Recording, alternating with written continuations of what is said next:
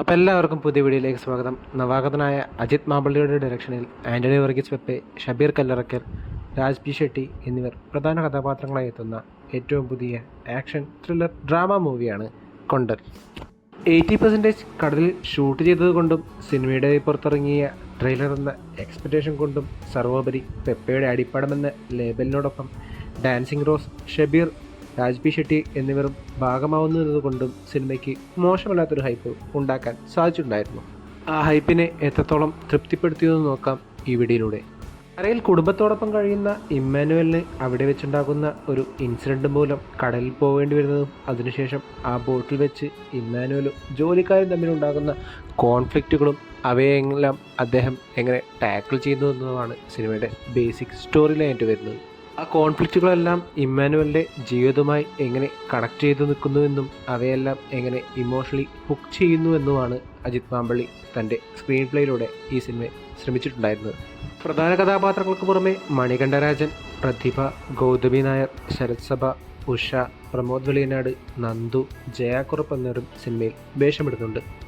സിനിമയുടെ തുടക്കത്തിൽ കരയിൽ നടക്കുന്ന കാര്യങ്ങളിലൊരു പൂർണ്ണത ലഭിക്കാത്തതുകൊണ്ട് മറ്റാവാം പെപ്പെ കടലിലേക്ക് എത്തുന്നവരെ എന്നിലെ പ്രേക്ഷകന് കഥയിലേക്ക് കടക്കാൻ ഒരല്പം ബുദ്ധിമുട്ടുണ്ടായിരുന്നു. അതിനുശേഷം ഉൾക്കടലിലെ ജീവിതവും ജോലിക്കാർക്കിടയിലെ കോൺഫ്ലിക്റ്റുകളും കാണിച്ചു പോകുന്ന സിനിമ ഇൻ്റർവെല്ലിനോടടുക്കുമ്പോൾ ഒന്ന് പീക്കാവുന്ന കാഴ്ചയും എനിക്ക് കാണാൻ സാധിച്ചിരുന്നു. അത് കഴിഞ്ഞ് സെക്കൻഡ് ഹാഫിലേക്ക് എത്തിയപ്പോൾ കഥ ഫ്ലാഷ് ബാക്കിലേക്ക് പോവുകയും ചെറുതായി സിനിമ ഡിപ്പാവുന്ന കാഴ്ചയും എനിക്ക് കാണാൻ സാധിച്ചു. മാത്രമല്ല റിപ്പീറ്റഡ് സീൻസും മോസ്റ്റ്ലി വൺ ഡൈമെൻഷണലായ ക്യാരക്ടേഴ്സും ആയതുകൊണ്ട് തന്നെ സിനിമ ചെറുതായി ഡ്രാഗ് ആവുന്ന കാഴ്ചയും എനിക്ക് കാണാൻ സാധിച്ചിരുന്നു.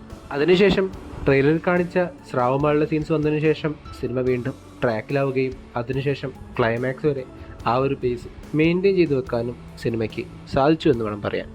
പ്രധാന കഥാപാത്രങ്ങളടക്കം എല്ലാവരും മികച്ച പെർഫോമൻസ് കാഴ്ചവെച്ച സിനിമയെ ഒരു പരിധിവരെ പൂർണ്ണമായും ലിഫ്റ്റ് ചെയ്യുന്നത് പെപ്പയുടെ പെർഫോമൻസും ആക്ഷൻ രംഗങ്ങളുമായിരുന്നു. രണ്ടും വളരെ ഭംഗിയായി തന്നെ അദ്ദേഹം ക്യാരി ചെയ്ത പോലെയും എനിക്ക് അനുഭവപ്പെട്ടു. ടെക്നിക്കൽ സൈഡിലേക്ക് വരികയാണെങ്കിൽ നേരത്തെ പറഞ്ഞ സ്രാവിൻ്റെ VFXും കടലും ബഡ്ജറ്റ് കൺസ്ട്രെയിൻസിൻ്റെ ഉള്ളിൽ നിന്നുകൊണ്ട് തന്നെ വളരെ മികച്ച രീതിയിൽ തന്നെ ഫുൾ ഓഫ് ചെയ്യാൻ ഡയറക്ടറിന് സാധിച്ച പോലെയാണ് എനിക്ക് അനുഭവപ്പെട്ടത്. കൂട്ടിന് ദീപക് ഡി മെനോൻ, ജിതിൻ സ്റ്റാൻസലോസ് എന്നിവരുടെ സിനിമാറ്റോഗ്രാഫിയും ആക്ഷൻ രംഗങ്ങളെയും ഷാർക്ക് അറ്റാക്ക് രംഗങ്ങളെയും കൃത്യമായി ചേർത്ത് വെച്ച ശ്രീരാഗ് സാരംഗിൻ്റെ എഡിറ്റിങ്ങും സിനിമയ്ക്ക് വളരെ വലിയ ഗുണമാണ് ചെയ്തിട്ടുണ്ടായിരുന്നത്. RDSന് ശേഷം SAM-CS സോങ്സ് കൊണ്ടും എസ്പെഷ്യലി BGM കൊണ്ടും സിനിമയിൽ നിറഞ്ഞു നിന്ന കാഴ്ചയും എനിക്ക് കാണാൻ സാധിച്ചു.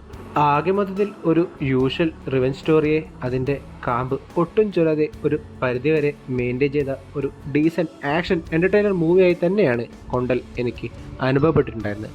നിങ്ങളുടെ അഭിപ്രായം എന്ത് തന്നെയാണെങ്കിലും കമൻറ്റ് ബോക്സിൽ അറിയിക്കുമെന്ന് വിശ്വസിച്ചുകൊണ്ട് ഈ വീഡിയോ ഞാൻ അവസാനിപ്പിക്കുന്നു. വീഡിയോ ഇഷ്ടപ്പെട്ടാൽ ചാനൽ സബ്സ്ക്രൈബ് ചെയ്യുക. അപ്പോൾ മറ്റൊരു വീഡിയോയുമായി വീണ്ടും കാണും വരെ ഗുഡ് ബൈ.